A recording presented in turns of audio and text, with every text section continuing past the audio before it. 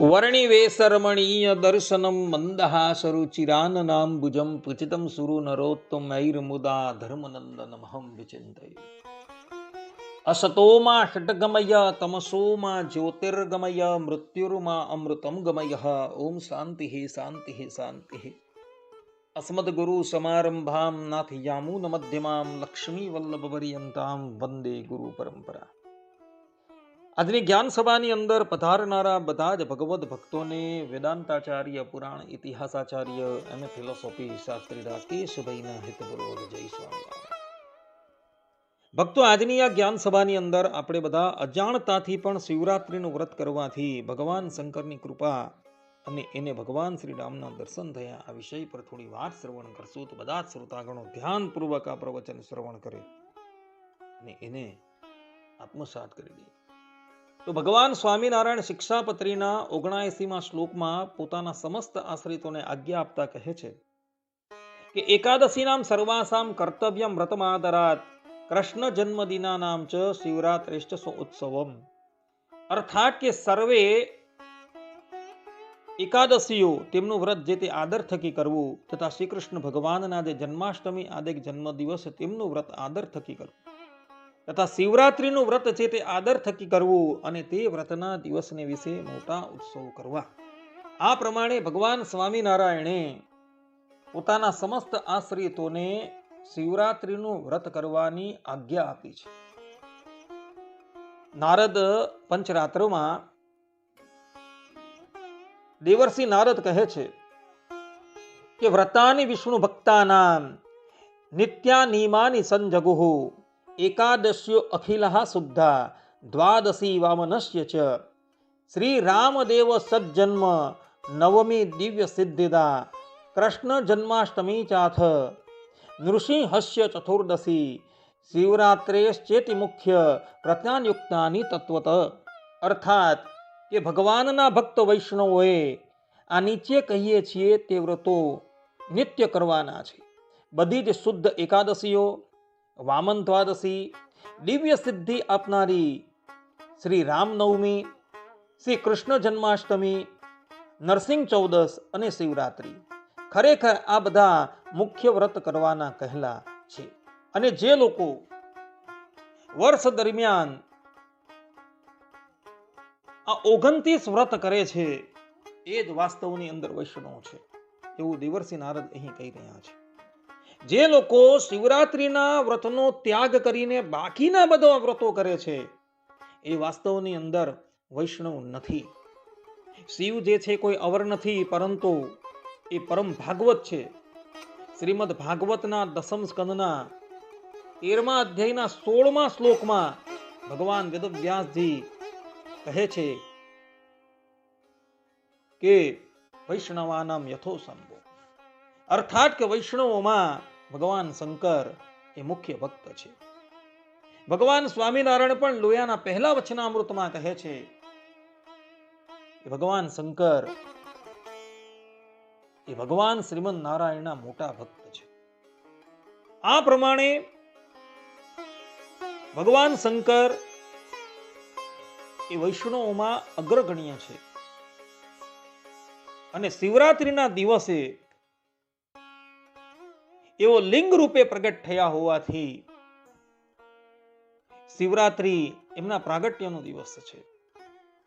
તો શિવરાત્રિનું વ્રત પણ વૈષ્ણવોએ અવશ્ય કરવું જોઈએ. પુરાણોની અંદર એવા પ્રસંગો જોવા મળે છે કે જેઓએ અજાણતાથી પણ શિવરાત્રિનું વ્રત કરેલું એ લોકો પર ભગવાન શંકરની કૃપા થઈ હતી અને એઓને ભગવાન શંકરે વરદાન આપેલું હતું જેથી એમને ભગવાન શ્રી રામના દર્શન થયા હતા અને ભગવાન શ્રી રામ વિશે ભક્તિ થઈ હતી. આ સંબંધમાં એક કથા આવે છે. એ કથા અવલોકન કરવા યોગ્ય છે અને જેને લઈને આપણે બધાને પણ શિવરાત્રિના વ્રતની મહત્તા સમજાશે. તો શિવ પુરાણમાં કથા આવે છે કે એક વનમાં ગુરુદ્રુહ નામનો એક ભીલ રહેતો હતો અને આ ભીલનો વ્યવસાય પશુ પક્ષીને મારી પોતાની આજીવિકા ચલાવવી એ હતો. એક સમયની વાત છે, શિવરાત્રિનો દિવસ હતો અને આ ગુરુદ્રુહ વનમાં શિકાર કરવા માટે જાય છે, પરંતુ વનમાં ચારે બાજુ ફરવા છતાં આજે એને કોઈ પણ જાતનો શિકાર મળતો નથી. આખો દિવસ એક સુધા અને તૃષાનું કષ્ટ સહન કરતો કરતો વનમાં ફરતો હતો, પરંતુ દૈવ ઈચ્છાથી આજે એને કોઈ પણ પ્રાણી મળ્યું નથી. આમ તેમ ફરતા ફરતા રાત્રિનો સમય થઈ આવ્યો. ત્યાં એ સરોવરની પાસે આવે છે અને સરોવરની પાસે એ એક બિલ્વ વૃક્ષને જુએ છે, જે બિલ્વ વૃક્ષની નીચે ભગવાન શંકરનું લિંગ હતું. આ ગુરુદ્રુહે વિચાર કર્યો કે હું આ બિલ્વ વૃક્ષની ઉપર ચડી જાઉં એટલે રાત્રિના વિશે કોઈક ને કોઈક પ્રાણી આ સરોવરનું જલપાન કરવા આવશે અને એને મારી હું એને ઘરે લઈ જવા, જેથી મારા કુટુંબના લોકો જેઓ આખા દિવસના ભૂખ્યા છે એઓની ક્ષુધા શાંત થશે. આ પ્રમાણે વિચાર કરી એ બિલ્વ વૃક્ષની ઉપર ચડી જાય છે. બરાબર મધ્યરાત્રિનો સમય થયો છે.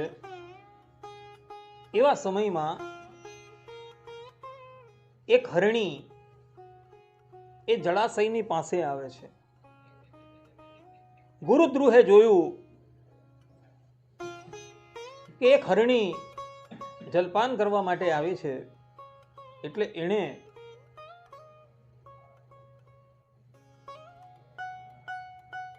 ધનુષની ઉપર બાણ ચડાવ્યું અને જ્યાં એ ધનુષ પર બાણ ચડાવે છે ત્યાં એની કુખની અંદર જલની તુંબડી બાંધેલી હતી, એ સહેજ હાલી જાય છે અને એમાંથી જળ નીચે પડે છે અને એ જળ સીધું શિવલિંગ પર પડે છે અને ધનુષ બાણથી શિકારનું અનુસંધાન કરતા વૃક્ષ પણ હાલી જાય છે. તો એમાંથી કેટલાક બિલ્વ પુષ્પો પડી એ લિંગની ઉપર પડી જાય છે. શિવરાત્રિનો દિવસ હતો, આણે કઈ અન્ન જળ તો લીધેલું ન હતું અને અનાયાસે એના દ્વારા શિવનું પૂજન થઈ ગયું છે અને આટલું થતા એના બધા જ પાપો જે છે એ બળીને ભસ્મ થઈ ગયા છે. એ જ્યાં બાણ છોડવા તૈયાર થાય છે ત્યાં જ પેલી હરણી એ શિકારીને અનુનય વિનંતી કરે છે કે ભાઈ તું મને માર નહીં, મારા નાના નાના બાળકો છે, એ બાળકોને હું મારી બહેનને સોંપીને આવું છું અને પછી હું તારી પાસે આવી જવા. ભગવાન શંકરની અનાયાસે પૂજા થઈ જવાને લઈને જેના બધા જ પાપો બળી ગયા છે અને જેમાં દયાનો ઉદય થયો છે એવા ગુરુદ્રુહે એ હરણીને કહ્યું કે ભલે તું જઈને તુરંત આવ. પેલી હરણી જતી રહે છે અને થોડી વારમાં એની બહેન એ જળાશય પર આવે છે. ગુરુદ્રુહ પુનઃ સાવધાન થાય છે અને એની કુખમાં જે પેલી ટુમડી બાંધેલી હતી એમાંથી પુનઃ પાણી પેલા બાણની ઉપર પડે છે અને ધનુષ બાણ એ સંભાળે છે. ત્યાં જ વૃક્ષ હાલવાથી કેટલાક બિલપત્ર એ લિંગની ઉપર પડે છે. એટલે ભગવાન શંકરે માની લીધું કે શિવરાત્રિના દિવસે જે અષ્ટયામ સેવા કરવાની હોય છે એમાંથી બીજા પ્રહરની સેવા પણ આણે કરી લીધી. ગુરુદ્રોહ જ્યાં બાણ છોડવા માટે તૈયાર થાય છે ત્યાં જ પેલી હરણી કહે છે કે ભાઈ તું મને માર નહીં, મારા પણ કેટલાક બચ્ચા છે, એવું મારી બહેનને સોંપીને આવું છું, પછી તું મારો શિકાર કરજે. ગુરુદ્રોહ કહે છે કે ભલે, અને પેલી હરણી જતી રહી છે. ત્યારબાદ થોડા સમય રહીને એ બંને હરણીનો સ્વામી હરણ એ જળાશય પર આવે છે. ગુરુદ્રોહે જોયું કે એક હરણ જળાશય પર આવેલો છે. એ સાવધાન થાય છે. ત્યાં જ એની કુખમાં બાંધેલી તુંબડીમાંથી પુનઃ જલ એ બાણની ઉપર પડે છે અને ધનુષ બાણ સંભાળતા વૃક્ષ હાલે છે. એમાંથી કેટલાક બિલપત્ર એ લિંગની ઉપર જઈને પડે છે. ભગવાન શંકરે ત્રીજા પ્રહરની પણ પૂજા એની માની લીધી છે. જ્યાં એ બાણ ચલાવવા તૈયાર થાય છે ત્યાં જ પેલો હરણ એ શિકારીને કહે છે કે ભાઈ તું મને માર નહીં, હું મારી ભાર્યાની પાસે જઈને મારા બાળકોની સોંપણી એને કરી પુનઃ તારી પાસે આવું છું.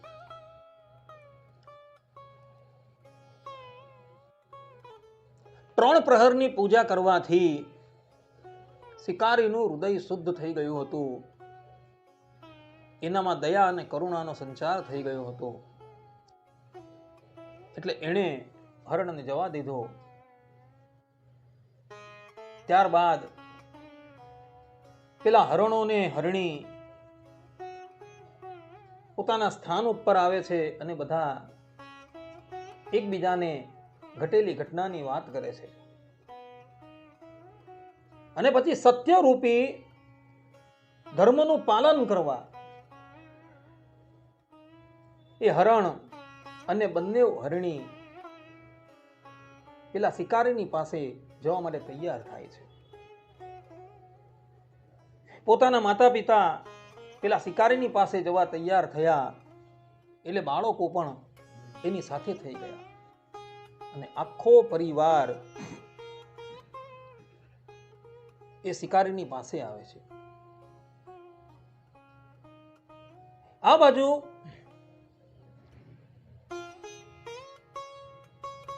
શિકારીએ જોયું કે હરણ એની બંને હરણીઓ તથા એનો પરિવાર મારી પાસે આવે છે. એ પુનઃ સાવધાન થાય છે. ત્યારે એની કુખમાં બાંધેલી પેલી ટુંબડીમાંથી પાણી પડી લિંગનો અભિષેક થઈ જાય છે અને ધનુષ બાણ સજ્જ કરે છે. ત્યાં વૃક્ષ પરથી કેટલાક બિલ્વપત્ર શિવના બાણ ઉપર જઈને પડે છે. ભગવાન શંકરે એના દ્વારા ચોથા પ્રહરની પણ પૂજા માની લીધી છે. શિવરાત્રીનો દિવસ છે.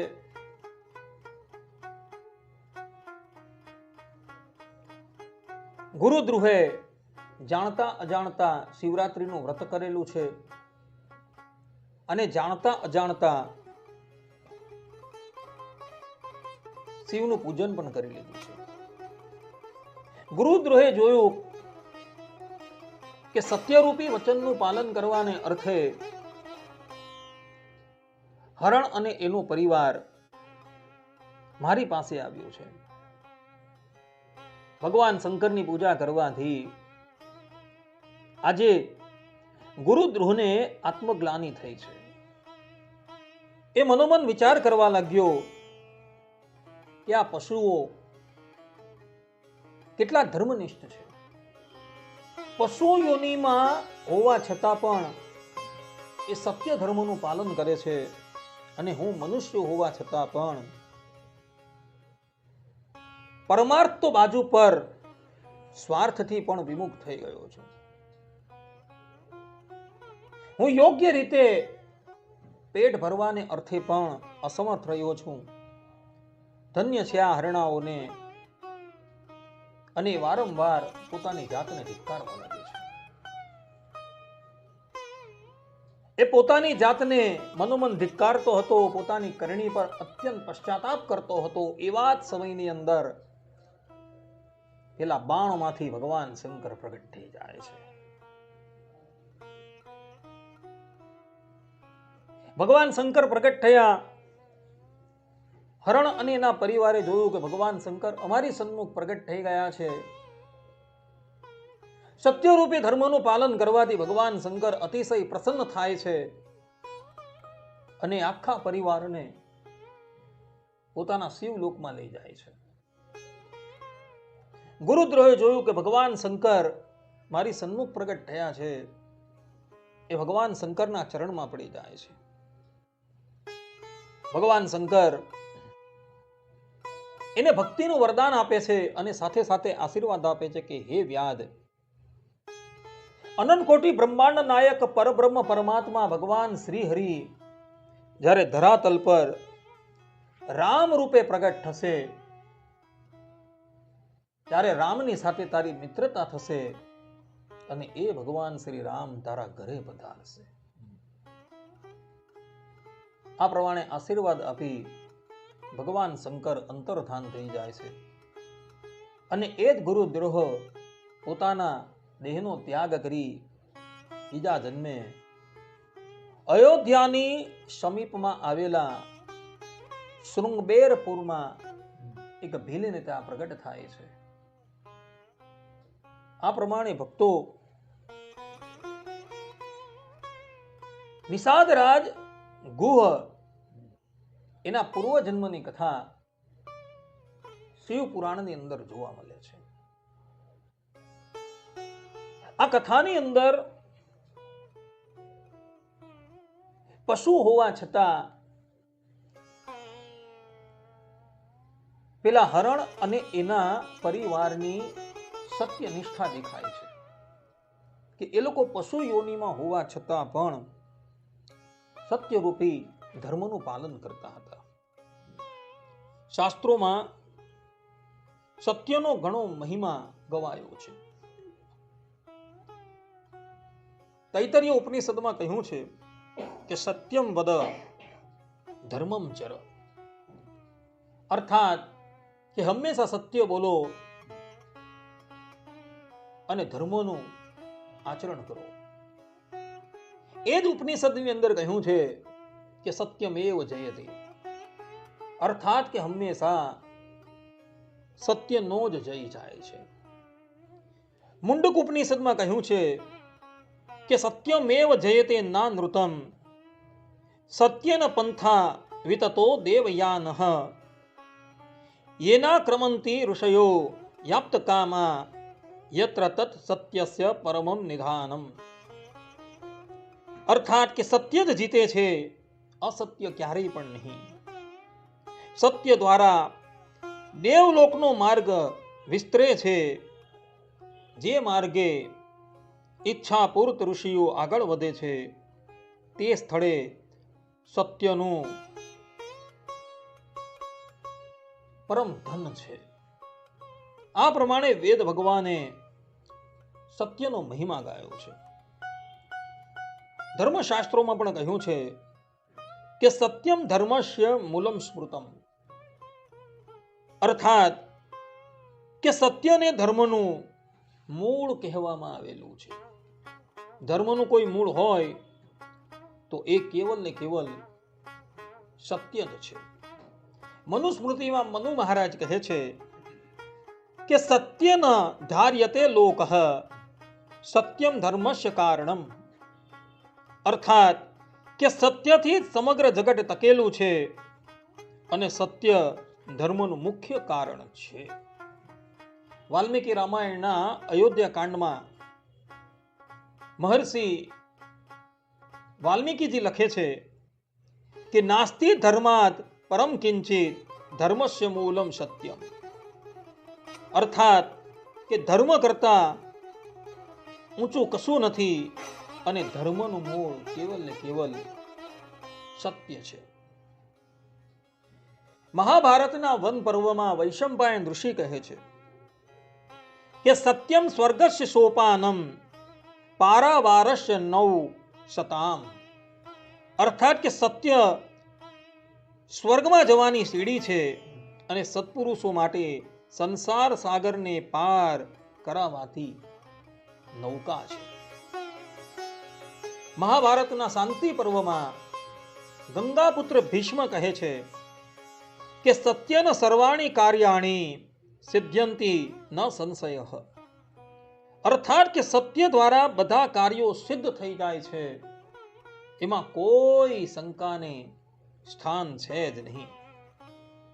એ જ મહાભારતના વન પર્વમાં વૈશંપાયન ઋષિ કહે છે કે સત્યવંતમ ન બાધંતે દેવાહા પાપાની કરહી ચેત. અર્થાત કે સત્યનું પાલન કરનાર એ સત્યનું પાલન કરનારાની દેવતાઓ સદા રક્ષા કરે છે, પાપો તેને ક્યારેય પણ પીડિત કરતા નથી. મનુસ્મૃતિના ચતુર્થ અધ્યાયના 138માં શ્લોકમાં મનુ મહારાજ કહે છે કે સત્યન પ્રાપ્યતે સ્વર્ગ સત્ય નૈવ તપો મહત. અર્થાત કે સત્યથી સ્વર્ગની પ્રાપ્તિ થાય છે અને સત્ય એ પોતે મહાન તપ છે. સદા સત્ય બોલવાનું પાલન કરવું એનાથી મોટું કોઈ તપ નથી, એવું મનુ મહારાજ કહી રહ્યા છે. મહાભારતના અનુશાસન પર્વમાં વૈશંપાયન ઋષિ કહે છે ન તપો વિદ્યતે સત્યાત પરમ. અર્થાત કે સત્ય કરતા ઊંચું કોઈ પણ તપ છે જ નહીં. શરીરને કુશ કરી નાખવું એ તપ નથી, પરંતુ સત્ય રૂપે ધર્મનું પાલન કરવું એ જ સૌથી મોટું તપ છે, એવું વૈશંપાયન ઋષિ કહે છે. વાલ્મીકી રામાયણમાં મહર્ષિ વાલ્મીકી કહે છે કે સત્યશીલો નરઃ કીર્ત્યા લોકાન આપનોતિ શાશ્વતીમ. અર્થાત કે સત્યશીલ મનુષ્ય અક્ષય યશ અને કીર્તિ પ્રાપ્ત કરે છે. જે પણ કોઈ વ્યક્તિ સત્યરૂપી ધર્મનું પાલન કરે છે એ વ્યક્તિ અક્ષય યશ અને કીર્તિને પ્રાપ્ત કરે છે.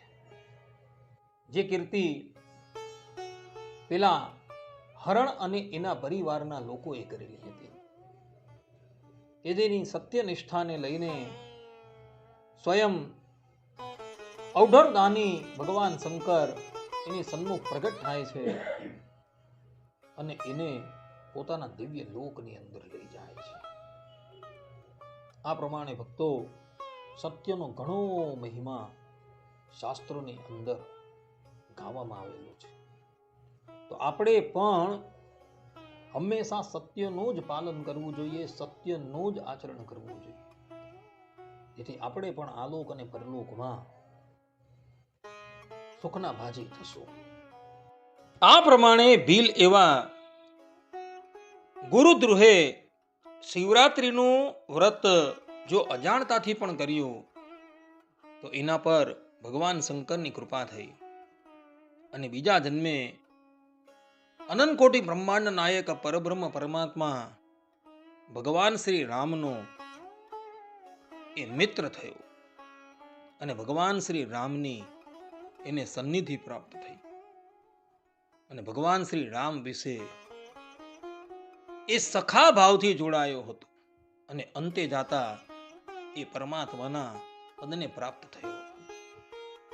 માટે ભક્તો, ભગવાન સ્વામિનારાયણે જે પ્રમાણે કહ્યું છે એ પ્રમાણે શિવરાત્રિનું વ્રત અવશ્ય કરજો, જેથી ભગવાન શંકરની કૃપા તમને પ્રાપ્ત થશે.